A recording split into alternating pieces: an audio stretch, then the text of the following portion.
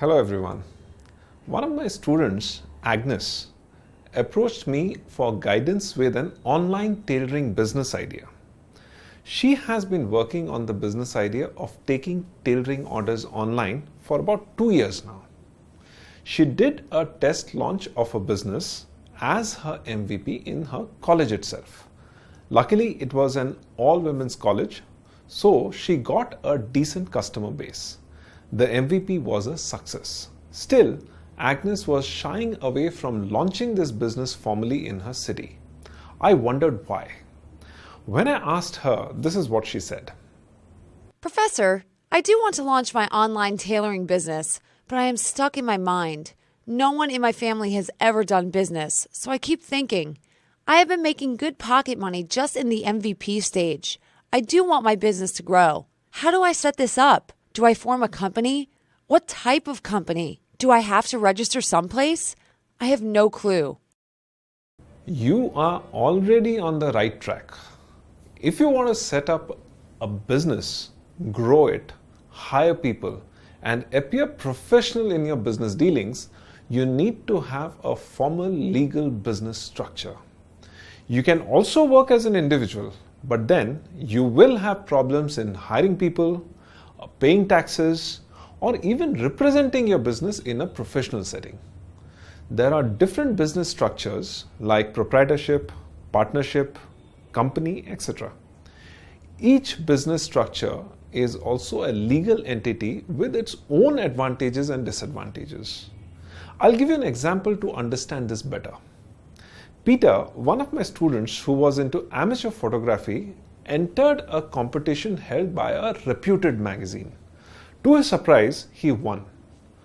Just for some fun, he created a FB page and advertised himself as a wedding photographer. When he worked with his first customer, he realized he had found his calling. To celebrate the success of his first project, he registered his business, called it Peter's Photography as a sole proprietorship. He also started taking more assignments. His friend from college, George, joined him as he started expanding his business from wedding photography to videos. Soon, he realized that George was a creative genius, so he made him his partner. And it was then that he decided to register it as a partnership firm.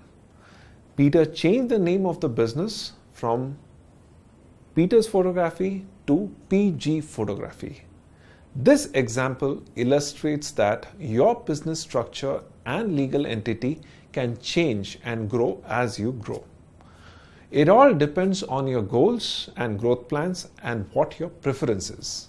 In Peter's example, we saw that the business grew from having no structure to a sole proprietorship to a partnership.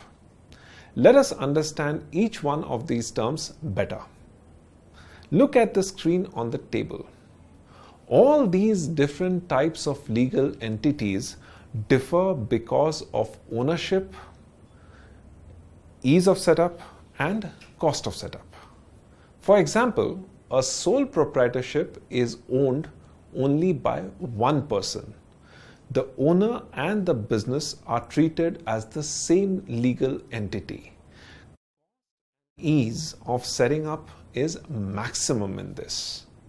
In partnership, the ownership is by more than one person. It is also easy to set up, and the cost of setting up is also not very significant. But in the case of a partnership, for taxation purposes, it is thought of as a separate legal entity. Two more types are limited liability partnership and private limited company. These are more difficult to set up and also involve significant expenses for setting up. Regulations and compliance requirements are also more than sole proprietorship or partnership.